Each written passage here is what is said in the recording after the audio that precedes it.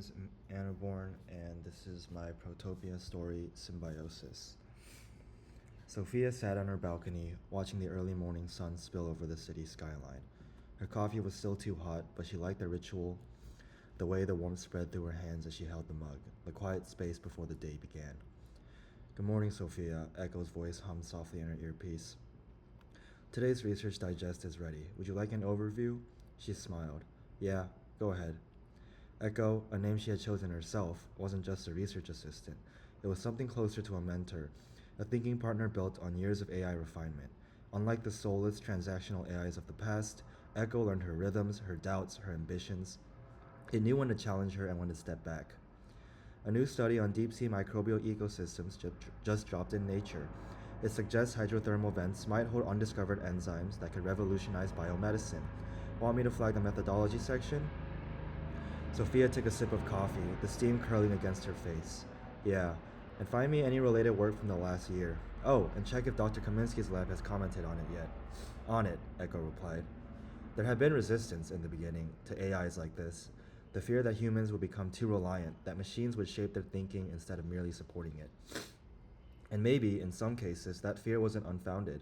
But for Sophia, Echo wasn't a crutch. Echo wasn't a crutch, it was an amplifier. It didn't just hand her answers, it asked better questions.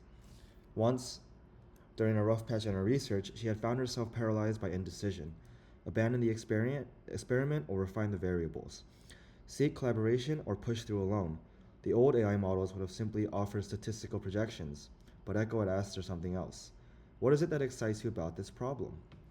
It had caught her off guard, because the truth was she had lost sight of that, and that one question, so simple but so human, had been enough to shift her perspective. Beyond research, Echo was changing lives in ways even its creators hadn't anticipated. In small towns where quality education was scarce, kids were learning from virtual mentors modeled on the greats Einstein, Curie, Baldwin, and more.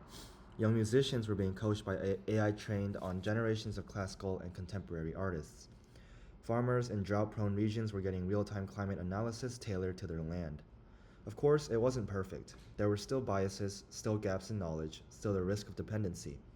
Some people resisted the idea of an AI shaping human thought at all. And they had a point. Echo could only be as good as the people who designed it. But unlike the algorithms of the past, designed to hook attention or maximize profit, this was something else entirely.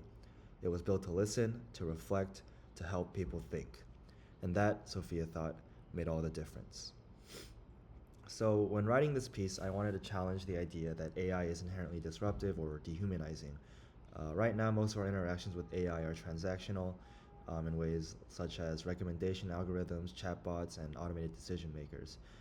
But I thought to myself, what if an AI could serve as something deeper, as a mentor, a thinking partner, or even a tool for self-improvement?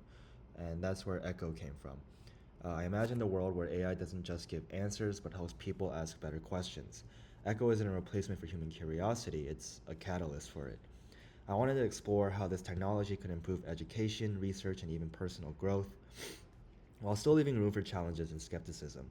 Not everyone in this world trusts AI guidance, and that's a realistic take. Technology always comes with trade-offs, but unlike a utopia where everything is perfect, I wanted to present a future that is simply better than today, with room for continued progress. Writing this story made me reflect on how AI is already shaping our intellectual habits, often in ways that discourage deep thinking. The challenge for future engineers, people like us, is to build systems that don't just capture attention, but actually enrich lives. Symbiosis is my vision of what that could actually look like. Thank you for listening.